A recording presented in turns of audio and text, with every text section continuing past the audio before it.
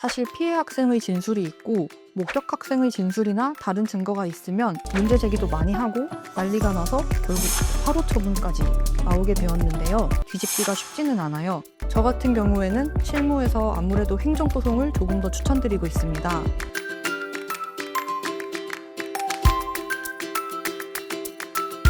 안녕하세요. 법률사무소 청안의 은지민 변호사입니다. 3월이 되면서 새학기가 되어서 그런지 학폭 신고가 굉장히 많아지고 있는데요. 너도나도 학교폭력 신고를 하다 보니까 초등학생들끼리 놀다가 옷에 고구마를 묻힌 일로 학교폭력 신고를 하기도 하고 더 나아가서는 경찰 고소까지 하는 경우도 있습니다. 그리고 요즘은 학교폭력 신고를 당하면 마폭을 거는 것이 하나의 트렌드처럼 되고 있는데요. 이처럼 실제로 학폭을 했든 억울하게 마폭을 당했든 학교폭력심의위원회에서 학교폭력 처분을 받게 되면 불복을 하기를 원하는 경우가 있습니다. 가해 학생이든 피해 학생이든 이 처분에 불만을 가지게 되는 것인데요. 학교폭력 처분에 대해서 불복을 하는 방법에는 행정심판과 행정소송이 있습니다. 그런데 행정심판과는 달리 행정소송은 법원에서 판사님이 증거와 의견서를 보고 재판을 하는 것이기 때문에 저 같은 경우에는 실무에서 아무래도 행정소송을 조금 더 추천드리고 있습니다. 행정소송에서 주장할 수 있는 사유에는 절차적 하자와 실체적 하자가 있습니다. 그런데 절차적 하자는 현실적으로 문제가 되는 경우는 거의 없어서 의미 있게 다툴 수 있는 부분은 실체적 하자라고 할 수 있는데요. 실체적 하자란 첫 번째로 징계 사유가 없다. 그러니까 나는 학폭을 하지 않았는데 억울하게 학폭이 인정이 되었다는 것이 있고요. 두 번째로는 징계 수위가 잘못됐다. 그러니까 내가 잘못한 것은 맞지만 처분이 너무 과하거나 너무 약하다. 이런 것이 있습니다.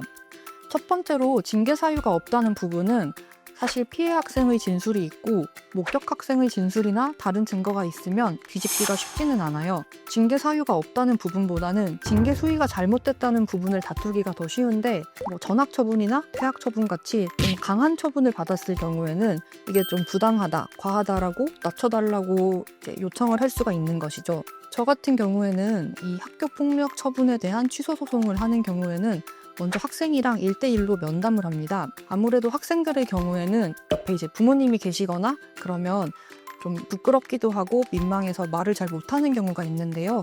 그래서 부모님 없이 학생과만 둘이서 면담을 해서 사실관계를 바로잡고 혹시 좀 부족한 증거가 있지는 않았는지 검토하는 시간을 갖습니다.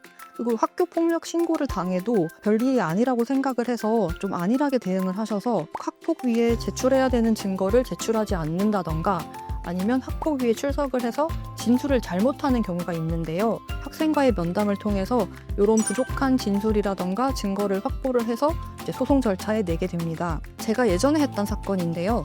고등학교 남학생이 8호 전학 처분을 받아서 온 적이 있었습니다.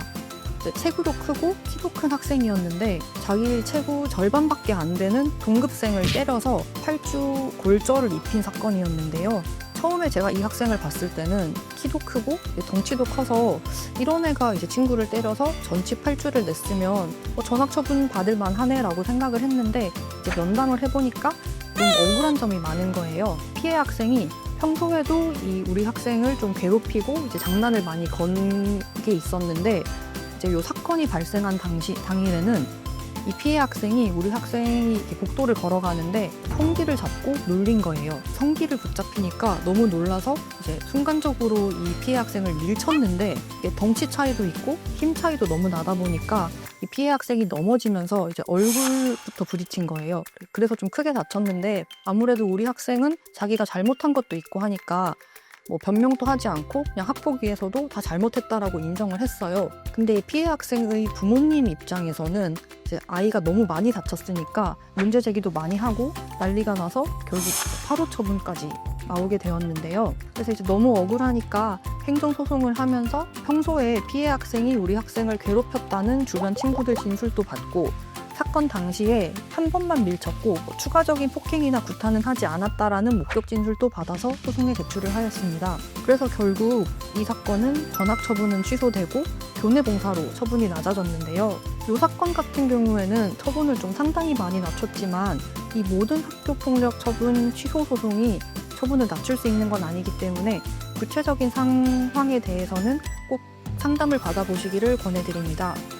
다음 영상에서는 구체적인 학교 폭력 사례들에 대해서 소개해 드리도록 하겠습니다.